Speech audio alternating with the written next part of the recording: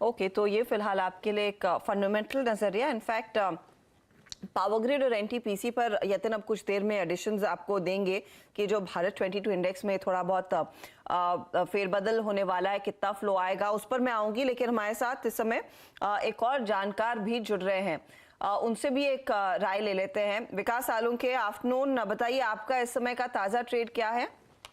Good afternoon Harshad जी। पहला रहेगा जेएनएफसी। जेएनएफसी यहाँ पे एक स्ट्रॉन्ग कैंडिडेट लग रहा है सेकंड हाफ में, जिस हिसाब से आज पूरे दिन में एक पॉजिटिव मोमेंटम कैरी किया। 50 डीएमए के ऊपर एक कंफर्टेबली अभी ये सस्टेन कर रहा है, तो यहाँ पे बाय करना है।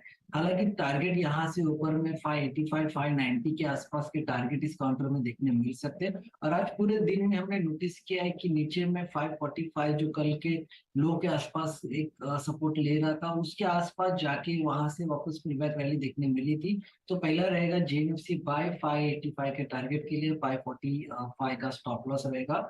और दूसरा रहेगा कमिंस इंडिया। कमिंस इंडिया में हमने देखा है कि पूरे दिन आज गैप अप ओपन होने के बाद एक फ्लैटिश ट्रेड चल रहा था, बट अभी जाते जाते उसमें वापस 1628 का एक ब्रेकआउट था, उसके ऊपर वापस ट्रेड कर रहा है। तो ऊपर में 1690 के टारगेट के लिए यहाँ पे कमिंस इंडिया को बाय करना है, 1590 का स्टॉप लॉस रहेगा। कमिंस और जीएनएफसी दोनों में एक अपॉर्चुनिटी अच्छी खासी बनती हुई तेजी की तरफ। चलिए अब भारत ईटीएफ की बात करते हैं और कुछ अंश आपको दिखेंगे स्टॉक्स में जहां पर आज से ही तेजी देखने को मिल रही है, जैसे कि एनटीपीसी और पावर ग्रिड। दरअसल 17 मार्च को भारत 22 ईटीएफ की सालाना समीक्षा होगी। अब इसमें क्या फेरबदल हो सकते हैं, क्या मार्केट एक्सपेक्ट कर रहा है, यतिन हमारे साथ हैं समझाने के लिए।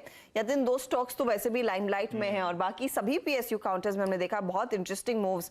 बताइए किस तरह का चेंज आ सकता है, वेटेज में क्या बदलाव हो सकते हैं? तो देखिए अर्चना, दो ईटीएफ सरकारी कंपनी से चल रहे हैं, एक तो सीपीएससी ईटीएफ और दूसरा भारत 22।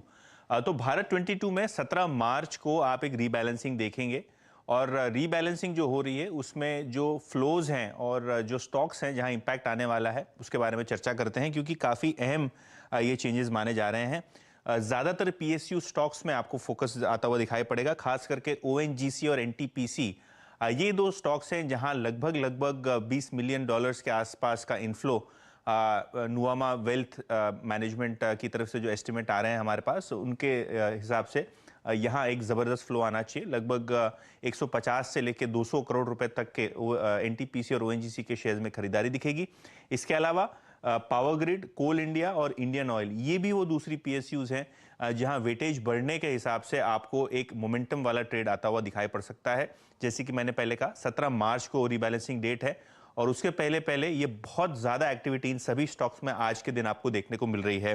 ऑब्वियसली इसका फ्लिप साइड ये है कि क्योंकि बहुत सारे शेयर्स का वेट अप हो रहा है, बहुत सारे शेयर्स का वेट डाउन भी होगा और यहाँ आपको प्राइवेट सेक्टर की ज़्यादा कंपनियां दिखेंगी। आईटीसी, एक्सिस बैंक और एलएनटी, ये वो 3-4 नाम हैं जहां आपको मैक्सिमम आउटफ्लो दिखाई देगा। खास करके आईटीसी, क्योंकि काफ़ी दिनों से आप देखेंगे ये स्टॉक साइडवेज चलता हुआ दिखाई पड़ रहा है और यहाँ 250 करोड़ रुपए से ऊपर की सेलिंग आपको दिखाई पड़ेगी, क्योंकि ये भारत 22 ईटीएफ में इसका वेट कम हो रहा है। इसके अलावा नाल्को, एक्सिस बैंक और मामूली सा सेल फ्लो एलएनटी और एसबीआई जैसे शेयर्स में आएगा, क्योंकि इनका वेट जो है वो गिरता हुआ दिखाई पड़ रहा है। तो भारत 22 ईटीएफ रीबैलेंसिंग 17 मार्च को, नजर रखें इन सारे शेयर्स पे। ओके, तो ये तमाम वो स्टॉक्स रेडार पर। तो आज जो